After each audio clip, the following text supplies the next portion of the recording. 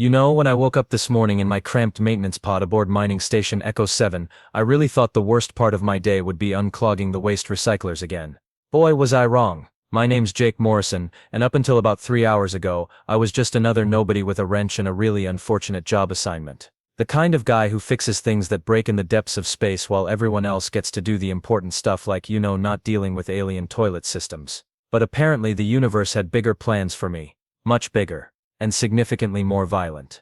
It started with the alarms, not the usual "hey Jake, the gravity generator's making that weird humming sound again." Alarms? No, these were the "oh crap, we're all about to die horribly" variety, the kind that make your blood freeze and your bowels question their life choices. I was elbow deep in a particularly stubborn filtration unit when the first explosion rocked the station. Through the porthole, I could see sleek, predatory ships swarming around Echo 7 like metallic sharks. The Vex Empire had found us. Now, I'd heard stories about the Vex. Every human in the outer colonies had. They were 7-foot-tall reptilian nightmares with a serious superiority complex and a hobby that involved capturing other species for their twisted entertainment. Think gladiator games, but with more tentacles and significantly worse crowd behavior. The station's defenses lasted about as long as a chocolate teapot in a supernova. I could hear screaming echoing through the corridors, punctuated by the distinctive whine of Vex energy weapons. Time to go. I grabbed my emergency kit and started making my way toward the escape pods, but the universe apparently wasn't done laughing at me yet.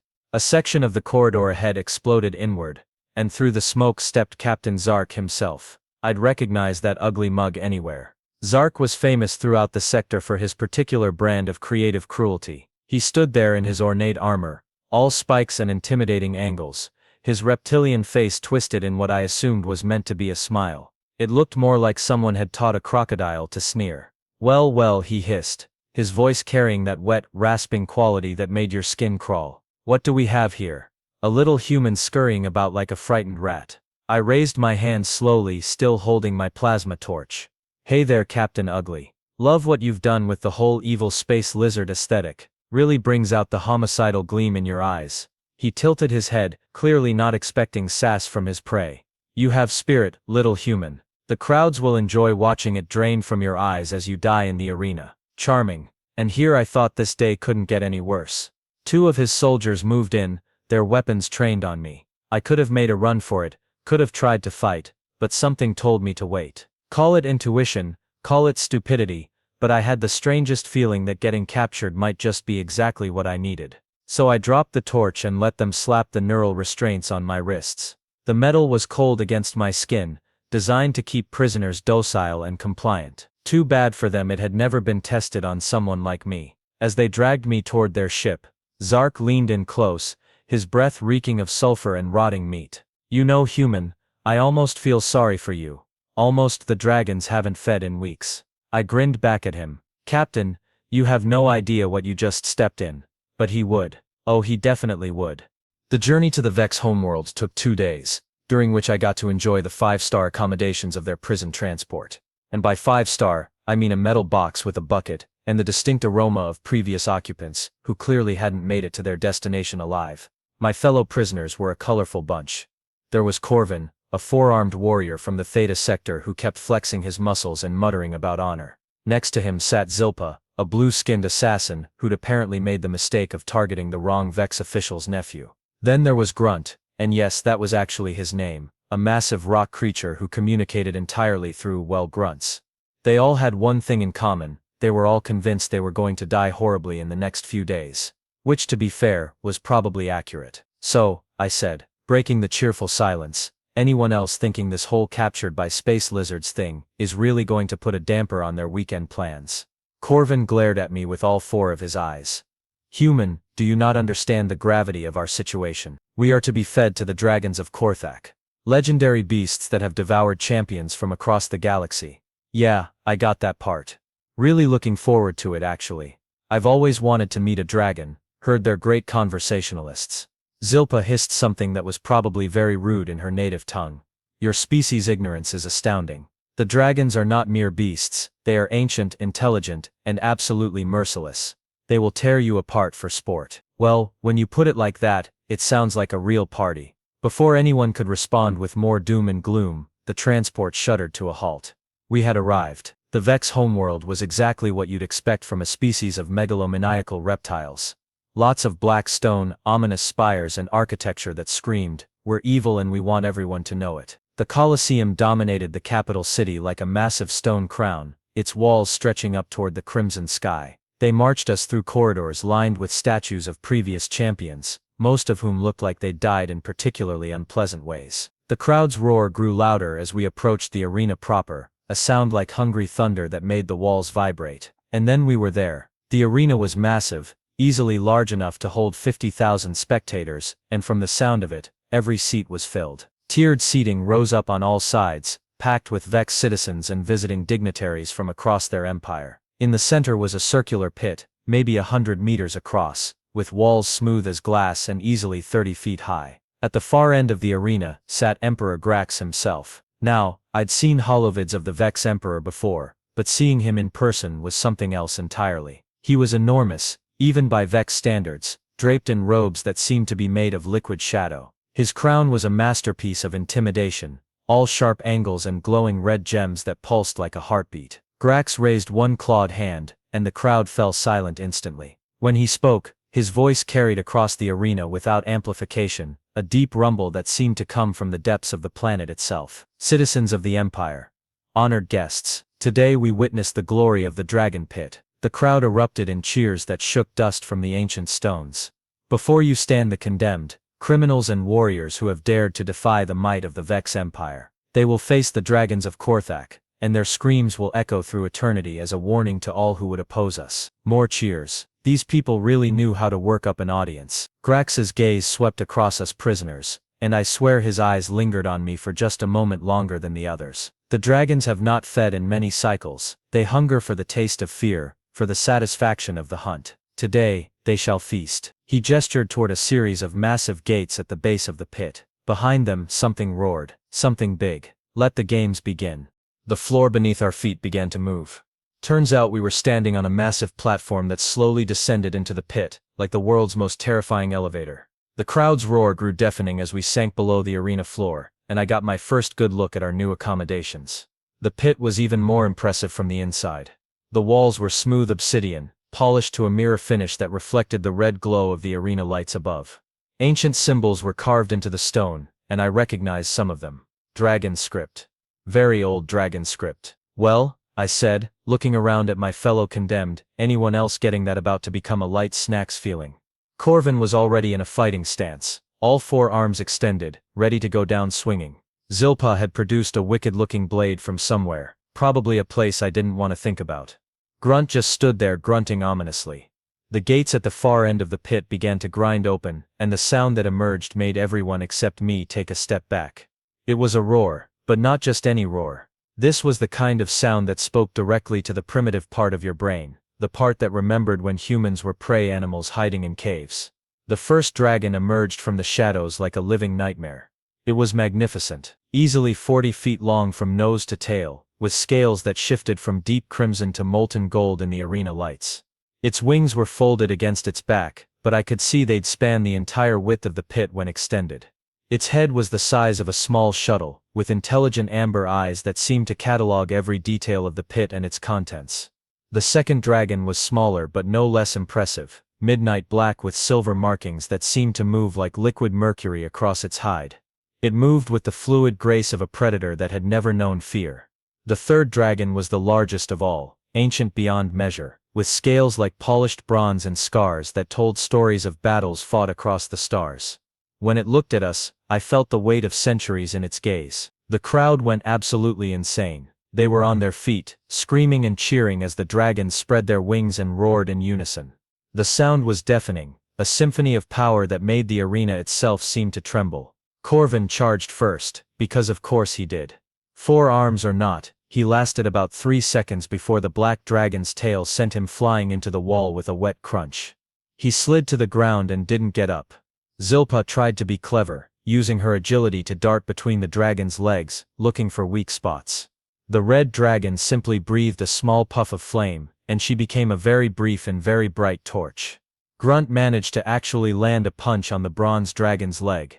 The dragon looked down at him with what I swear was amusement, then casually stepped on him. There was a sound like a rock crusher processing gravel, and Grunt was no more. And then it was just me and 3 very large, very hungry dragons. The crowd's cheers died down to an expectant murmur. This was the moment they'd been waiting for. The lone human, facing impossible odds, about to provide the finale to their bloodthirsty entertainment. I walked calmly to the center of the pit, my hands at my sides, and looked up at each dragon in turn. They watched me with those ancient intelligent eyes, their heads tilted slightly as if trying to figure out why I wasn't running or screaming, or generally behaving like proper prey. The bronze dragon, clearly the leader, took a step forward. Its massive head lowered until we were eye to eye, and I could feel the heat of its breath on my face. In the arena above, you could have heard a pin drop. "Hello, old friend," I said quietly, so quietly that only the dragons could hear. "It's been a long time." The dragon's eyes widened, and for the first time in probably centuries, it looked surprised. In the ancient tongue of the Korthak, the language that had been dead for 1,000 years, I continued. "I am Jake Morrison, last of the Dragon Whisperers, and I have need of your service." The 3 dragons exchanged glances, and then to the absolute shock of everyone watching, they bowed their massive heads. The arena fell silent. Even Emperor Grax was on his feet, his mouth hanging open in disbelief. I smiled and patted the bronze dragon's snout. "Yeah, this is going to be fun." The silence in the arena was so complete you could practically hear the Vex Empire's collective brain trying to process what they were witnessing. Here was a human, a species they considered barely above livestock, casually chatting with the most feared predators in the galaxy. And the dragons were listening. The bronze dragon, who I now recognized as Thornscale the Ancient, lifted his massive head and spoke in the deep, resonant tones of the old tongue. "Dragon Whisperer, we thought your kind extinct. The Great Purge claimed them all." "Almost all," I replied, still speaking in Korthak. "I've been keeping a low profile for the past few decades. You know how it is. One day you're communing with the most powerful beings in the universe. The next you're fixing waste recyclers on mining stations. Life's funny that way." The crowd was getting restless. They couldn't understand what we were saying, but they could see that their guaranteed entertainment was rapidly turning into something else entirely. Emperor Grax's voice boomed across the arena. "What trickery is this? Guards, terminate the human immediately." Energy bolts rained down from the arena rim, but before they could reach me, the black dragon, Shadowwing, spread her wings and created a barrier of superheated air that vaporized the shots before they could connect. "Thanks, Shads," I said, using the nickname I'd given her centuries ago. "Always appreciated your dramatic timing." The 3rd dragon, Emberclaw, moved closer, his silver markings pulsing with excitement. "Whisperer, how do you still live?" We saw the burning of Draconis Prime, we felt the death screams of our bonded partners across the void. And there it was. The question I'd been dreading and anticipating for 200 years. "Because I wasn't there," I said quietly. "I was off-world when the Vex found the sanctuary. By the time I got back, everything was ash and bone." The memory hit me like a physical blow. I'd been 25 then, barely out of training, sent on what should have been a routine diplomatic mission to the Outer Rim. 3 days away from home, 3 days that had stretched into centuries of guilt and survival. Draconis Prime had been humanity's best-kept secret, a hidden world where the last of the Dragon Whisperers lived in harmony with the Korthak dragons, maintaining an alliance that had lasted for millennia. We were the bridge between species, the translators and mediators, who helped keep the peace in a galaxy full of war. The Vex had found us anyway. "I came back to find the sanctuary in ruins," I continued, the words tasting like ash. "The Whisperer compound was a crater. The dragon rookeries were bombed from orbit. The council chambers where we'd held court for 1,000 years were nothing but melted stone." Thornscale's eyes glowed with old anger. "We felt their passing, every dragon in the galaxy mourned that day. The songs of lamentation echoed across the stars. I tried to find survivors, spent months searching the wreckage, following every lead, chasing every rumor. But the Vex had been thorough. They'd wiped out every Whisperer they could find, scattered the dragon clans to the far corners of space."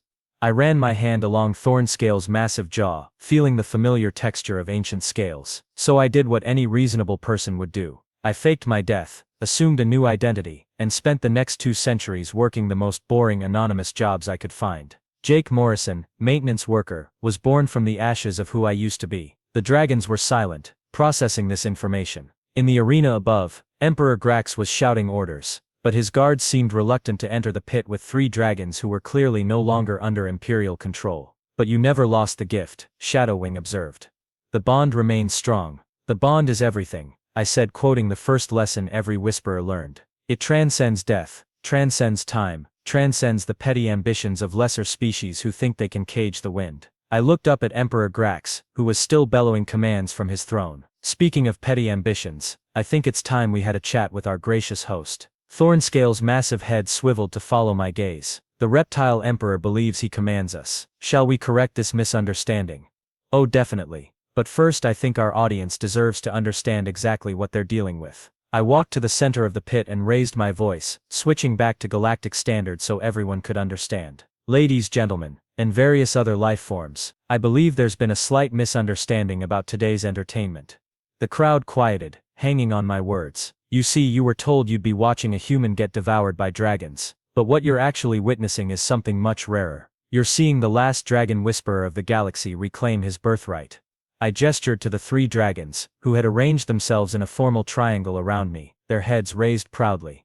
These magnificent beings aren't your pets or your weapons. They're my family, my partners, my friends, and they're about to remind everyone why dragons were feared and respected long before the Vex Empire was even a gleam in some ambitious lizard's eye. Emperor Grax's voice cracked as he screamed, "Impossible. The dragon whisperers are extinct. We made sure of it." I grinned up at him. "Congratulations, your imperial ugliness. You just confirmed what I've suspected for 2 centuries. The Vex Empire was responsible for the Draconis Prime massacre." The temperature in the pit began to rise as all 3 dragons started to glow with inner fire. "And now," I said, my voice carrying clearly through the suddenly very quiet arena, "it's time for you to face the consequences."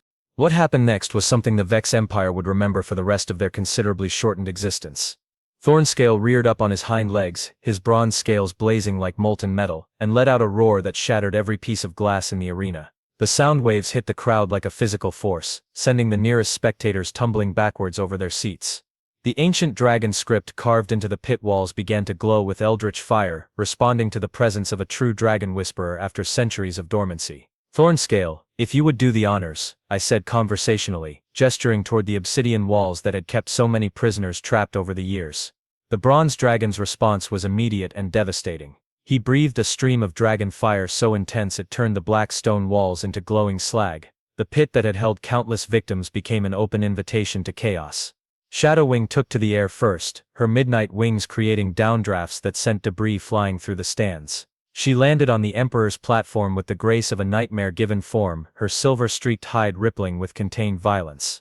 The Imperial guards tried to surround her, but their energy weapons bounced harmlessly off her scales.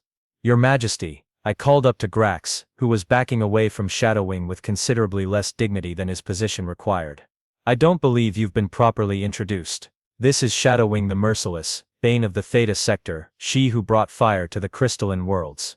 Shads meet Emperor Grax. He's the one who ordered the genocide of my people." Shadowwing's head lowered until she was eye to eye with the Emperor. When she spoke, her voice carried the weight of centuries of accumulated fury. "Your species will burn for what you have done, little tyrant." Meanwhile, Emberclaw had decided to introduce himself to the crowd. He began a systematic tour of the arena, breathing precise streams of flame that melted the restraint barriers and freed every prisoner in the holding cells. Vex guards tried to stop him, but their weapons were laughably inadequate against a creature that had survived the plasma storms of the Magellan Nebula. "Ladies and gentlemen," I announced, walking casually out of the ruined pit as if this were all part of the scheduled entertainment, "I present to you the liberation of the Vex Imperial Arena. All previously scheduled executions have been cancelled due to dragons." The crowd was in full panic mode now. Vex citizens were stampeding for the exits, trampling each other in their haste to escape. The irony wasn't lost on me that these were the same beings who had cheered for blood sport just minutes earlier. Captain Zark, the pompous reptile who had captured me, came running from the lower levels with a squad of elite guards. He took one look at the situation and immediately tried to retreat, but Emberclaw was having none of it. "Going somewhere, Captain?" I asked, stepping into his path. "I thought we had unfinished business." Zark raised his weapon, but before he could fire, Emberclaw's tail wrapped around him like a silver cable. The captain found himself dangling 30 feet in the air, his weapon clattering uselessly to the ground below. "You know," I said, looking up at the suspended Vex officer, "I've been thinking about what you said on the mining station. About how the dragons hadn't fed in weeks. Funny thing about that, dragons don't actually need to eat very often, but when they do," I left the sentence hanging, much like Zark himself. "Please," the captain gasped, his earlier arrogance completely evaporated. I was just following orders. The Empire demanded prisoners for the arena. Following orders, I repeated thoughtfully. You know, I heard that excuse a lot during the war crimes trials on Proxima Beta. Spoiler alert, it didn't work then either. Emberclaw's grip tightened slightly, and Zark made a sound like a deflating balloon. However, I continued. I'm not a monster, unlike some people I could mention. So here's what's going to happen. You're going to send a message to every Vex outpost in the sector. Tell them that Jake Morrison, last of the Dragon Whisperers, has returned. Tell them that any Vex military personnel who participated in the Draconis Prime massacre has exactly 72 hours to surrender themselves for trial. And if they don't, Zark wheezed. I smiled, but it wasn't a nice smile. Then they'll discover why my people were considered the most dangerous beings in the galaxy, even before we had dragon allies. Back on the Emperor's platform, things were getting interesting. Emperor Grax had apparently decided that discretion was the better part of valor and was trying to sneak away through a service corridor. Unfortunately for him, Shadowwing had excellent hearing. The black dragon simply stepped sideways, her massive foot coming down on the Emperor's escape route. The corridor collapsed, trapping Grax between several tons of rubble and a very irritated dragon. Going somewhere, Your Imperial Majesty? I asked, having arrived via the convenient dragon elevator provided by Thornscale's extended wing. Emperor Grax drew himself up to his full height, trying to project authority even while cornered. You cannot do this. I am the rightful ruler of the Vex Empire. I have rights. Rights. I laughed, and the sound echoed strangely in the ruined arena. You're talking about rights. After what you did to Draconis Prime, after centuries of enslaving other species for your entertainment. I walked closer, and with each step, the dragon fire symbols on the walls blazed brighter. Let me tell you about rights, Grax. My people had the right to live in peace. The dragons had the right to exist without being hunted for sport. The countless beings who died in this arena had the right to live their lives without fear. The Emperor's composure finally cracked. It was strategy. The Dragon Whisperers were too powerful, too dangerous to the natural order. Someone had to maintain galactic stability. Stability? Thornscale's voice rumbled with barely contained rage. You call genocide stability? The galaxy is better off without your kind. Grax spat, his true nature finally showing through. Humans consorting with dragons, disrupting the proper hierarchy of species. We brought order to chaos. I nodded slowly. You know what? You're right about one thing. The galaxy is going to be better off. Just not the way you think. I turned to address the three dragons, switching back to the ancient tongue. My friends, I invoke the right of succession. By the old laws, by the bonds that tie us across the void, I claim leadership of the Vex territories by right of conquest. The dragons exchanged glances, and then Thornscale spoke formally. The right is acknowledged. The conquest is witnessed. The succession is granted. I turned back to Emperor Grax, who was looking increasingly pale. Congratulations, Grax. You're about to witness the smoothest regime change in galactic history. I'm taking over your empire. You can't, he stammered. Actually, I can. Dragon law is quite clear on this point. When a ruling house commits genocide against the Dragon Whisperers, their claim to leadership is forfeit. Ancient legislation, but still legally binding in 17 different star systems. I gestured to the ruined arena around us. Besides, I think I've demonstrated that I have the necessary qualifications for the position. Namely, 3 very large, very loyal dragons, and a serious grudge against your administration. Emperor Grax made one last desperate attempt at escape, drawing a concealed plasma pistol and aiming it at my head. Before he could pull the trigger, Shadowwing's tail swept across the platform. The former emperor went flying, his weapon spinning away into the depths of the arena. He landed hard against the far wall and slumped to the ground, unconscious but still breathing. That was almost disappointing, I said, walking over to check on him. I was expecting more of a challenge from the so-called terror of the galaxy. Emberclaw landed beside me, still holding the struggling Captain Zark.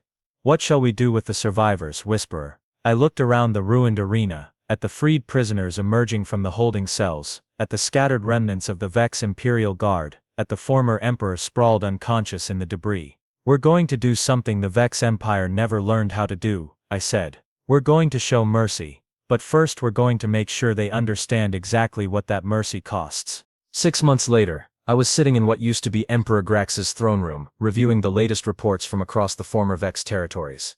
The irony wasn't lost on me, that I'd gone from unclogging toilets to running a galactic empire, but life has a way of surprising you like that. The throne room itself had undergone some significant renovations. Gone were the intimidating black stone walls and the grotesque statues of conquered enemies. In their place, I'd installed something much more practical, a series of landing platforms where my dragon advisors could come and go as they pleased. The massive throne had been replaced with a comfortable chair and a desk that could accommodate paperwork from 17 different species. Thornscale was perched on his favorite platform, reviewing intelligence reports with the kind of attention to detail that made him invaluable as a military advisor. Shadowwing had claimed the eastern platform as her personal domain, from which she coordinated our diplomatic efforts with a surprisingly gentle touch for someone known as the Merciless. Emberclaw preferred to roam the palace grounds, serving as both security chief and unofficial morale officer for the staff. So, I said, looking up from a particularly tedious trade agreement, how are we doing on the whole not being tyrants front? Thornscale lifted his massive head from his reports. Better than expected, actually. The Zephyrian colonies have agreed to the new labor accords. The crystalline worlds are requesting permission to establish a cultural exchange program, and the Outer Rim territories are reporting their first voluntary tax payments in 3 centuries. Voluntary tax payments, I repeated, shaking my head. Who would have thought that treating people with basic decency would be such a revolutionary concept? The transformation hadn't been easy. The Vex Empire had been built on fear, subjugation, and the systematic oppression of dozens of species. Dismantling that system without causing complete chaos had required careful planning and a lot of patience. Step 1 had been establishing credibility. Nothing says new management like having 3 ancient dragons publicly announce that the old regime was officially over. The dragons' reputation for keeping their word had gone a long way toward convincing the various species that this wasn't just another power grab. Step 2 had been justice. We'd established tribunals to investigate war crimes, with a particular focus on the Draconis Prime massacre and the countless atrocities committed in the arena system. Emperor Grax and his inner circle were currently enjoying the hospitality of a maximum security prison on a small moon that specialized in holding individuals with delusions of grandeur. Captain Zark had been more cooperative. After a few weeks of contemplating his mortality in a cell decorated with dragon-themed artwork, he'd provided detailed testimony about the Empire's military operations. His reward had been a reduced sentence and a job in the new administration's archives department, where his organizational skills were put to better use cataloging the Empire's crimes rather than committing them. Step 3 had been the hardest: rebuilding trust. Centuries of oppression don't get erased overnight, and many species remain skeptical of any centralized authority. That's where the dragons proved invaluable. Their reputation for honor and their obvious partnership with me helped convince hesitant worlds that this time would be different. Speaking of revolutionary concepts, Shadowwing said, gliding down from her platform, we've received another batch of applications for the Dragon Whisperer Academy. Ah yes, the Academy. That had been perhaps the most ambitious part of the reconstruction effort. With the discovery that the dragon-human bond wasn't actually limited to a specific bloodline, we'd opened applications for a new generation of Whisperers. The response had been overwhelming. How many this time? I asked. 47 from the Centauri system alone, she replied. Including 3 Vex applicants. That had been the biggest surprise of all. As word spread about the Dragon Whisperer program, we'd started receiving applications from members of the former ruling species. Many of them were young Vex who had grown up questioning their empire's methods, and a few were older individuals who had secretly opposed the regime but never had the courage to speak out. Any promising candidates? Emberclaw's voice rumbled from the courtyard below. The young Vex female shows particular aptitude. She successfully communicated with Flameheart yesterday about the weather patterns over the southern continent. Flameheart discussed weather, I asked. Genuinely surprised. Flameheart was one of the younger dragons, barely 2 centuries old, and known for his impatience with small talk. For 3 hours, Emberclaw confirmed. They covered precipitation patterns, wind currents, and the optimal temperature for cloud formation. She seemed genuinely interested. I made a note to review her application personally. One of the most satisfying aspects of the new order was watching former enemies become allies. The Vex species as a whole had adapted remarkably well to not being the dominant force in the galaxy. It turned out that most of them had been just as oppressed by their own government as everyone else. The door to the throne room chimed, and my assistant entered. Kira was a young woman from the Tau Ceti colonies, brilliant, efficient, and possessed of the kind of dry wit that made even the most tedious administrative tasks bearable. Your Majesty, she said, the title delivered with just enough sarcasm to let me know she still found the whole situation amusing. You have a visitor. I looked up from my paperwork. Please tell me it's not another delegation wanting to discuss agricultural subsidies. No sir, it's Ambassador Chen, from the Terran Federation. Now that was interesting. The Terran Federation had been watching the developments in the former Vex territories with considerable interest. The idea of a human ruling a multi-species empire had caused quite a stir in the halls of power back on Earth. Send her in, I said, standing up and straightening my considerably more comfortable version of imperial robes. Ambassador Chen entered with the kind of diplomatic bearing that suggested she'd been preparing for this meeting for months. She was middle-aged, sharp-eyed, and carried herself with the confidence of someone who'd spent years negotiating with alien species. Your Majesty, she said, offering a respectful bow. I bring greetings from the Terran Federation and President Williams. Ambassador Chen, I replied, returning the bow. Welcome to the palace. I trust your journey was comfortable. Indeed. Your traffic control systems are remarkably efficient. She glanced around the renovated throne room, taking in the dragon platforms and the notably non-intimidating decor. I must say, your approach to imperial architecture is rather unique. Well, when your advisors are 40-foot-long fire-breathing reptiles, you need to make some accommodations. I said with a grin. Please have a seat. Can I offer you some refreshments? We have excellent coffee from the vegan colonies. As she settled into the chair across from my desk, I could see her cataloging every detail of the room. The dragons had retreated to a respectful distance, but their presence was still unmistakable. I'll be direct, Your Majesty, she said, accepting the offered coffee. The Federation is curious about your long-term intentions. You've taken control of a significant portion of the galaxy rather quickly. I can understand their concern, I replied, settling back into my chair. One day there's a human fixing waste recyclers on a mining station, the next he's running an interstellar empire. It does seem a bit sudden. The transformation has been remarkable, she agreed. The reports we've received suggest that living conditions in the former Vex territories have improved dramatically. Crime rates are down, trade is up, and several species have reported their first population growth in decades. It's amazing what happens when you stop treating people like property. I said, though I can't take all the credit. My advisors have been instrumental in the transition. Thornscale chose that moment to lift his head and regard the ambassador with ancient eyes. The Terran Federation wonders if the human will become another tyrant, he said in perfect galactic standard. A reasonable concern, given your species' history. Ambassador Chen's diplomatic training served her well, she barely flinched at being addressed directly by a dragon. It's a consideration, yes.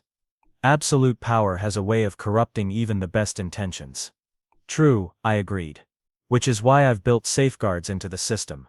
The Dragon Council has the authority to remove me if I start showing signs of megalomaniacal tendencies. There's also a constitutional assembly made up of representatives from every species in the territories, and they're working on a formal charter of rights. And if the dragons decide you're unfit to rule? I shrugged. Then they'll find someone else. Probably someone with better administrative skills and a more impressive resume. The goal isn't to create another empire built on personality worship. It's to create something sustainable. Shadowwing glided down from her platform, landing gracefully beside my desk. The human speaks truth, Ambassador. We have seen what happens when power is concentrated in the hands of those who crave it. Jake Morrison does not crave power. He simply wields it because no one else was available. That's a ringing endorsement, I said dryly. Available and minimally competent. They should put that on my business cards. The ambassador smiled, the first genuine expression I'd seen from her since she arrived. The Federation has a proposal, she said. A formal alliance between the Terran Federation and, what are you calling your government? The Korthak Commonwealth, I said. Named after the dragons, in honor of their partnership. We're still working out the details, but it's basically a constitutional monarchy with a healthy dose of direct democracy thrown in for good measure. The Korthak Commonwealth, she repeated, testing the words. I like it, it has a nice ring to it. Over the next hour we discussed the terms of a potential alliance. Trade agreements, mutual defense pacts, cultural exchange programs. The kind of diplomatic groundwork that would have taken the old Vex Empire years to negotiate, assuming they'd bothered to negotiate at all, rather than simply demanding compliance. As the meeting concluded, Ambassador Chen stood and extended her hand. It's been a pleasure, Your Majesty. I think this is the beginning of a very productive relationship. Jake, I said, shaking her hand. After everything we've been through, I think we can dispense with the formalities. And I hope you're right about the relationship. The galaxy could use more cooperation and less conquest. After she left, I found myself alone with the dragons again. The late afternoon sun was streaming through the windows, casting long shadows across the renovated throne room. So I said, leaning back in my chair, any regrets about our little adventure? Thornscale rumbled with amusement. Regrets? We have gone from being prizes in a blood sport to being the advisors to a galactic leader. I would call that an improvement. Plus, Emberclaw added, the food here is much better than what they fed us in the arena. And the accommodations are more spacious, Shadowwing noted, stretching her wings luxuriously. I looked around the room, taking in the sight of my dragon partners, the reports from Grateful Worlds, the evidence of positive change spreading across the galaxy. 200 years ago, I'd been a young man trained in the ancient arts of dragon communication. 6 months ago, I'd been a maintenance worker with a secret. Today I was the ruler of a multi-species commonwealth dedicated to justice and cooperation. You know, I said finally. When I woke up in that maintenance pod and heard the alarms going off, I thought my day was ruined. Turns out it was just getting started. The dragons exchanged glances, and then Thornscale spoke with the kind of solemnity that came from centuries of experience. The best adventures often begin with the worst mornings.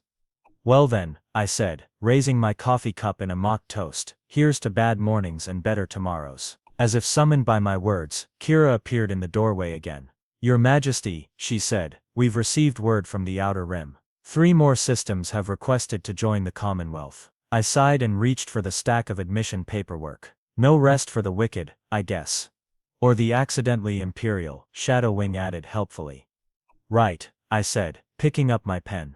No rest for the accidentally imperial either. And as I dove back into the work of building a better galaxy, I couldn't help but smile. It had been a long journey from maintenance worker to galactic ruler, but every step had been worth it. After all, someone had to clean up the mess the Vex had made of the galaxy. Turned out I was pretty good at that too.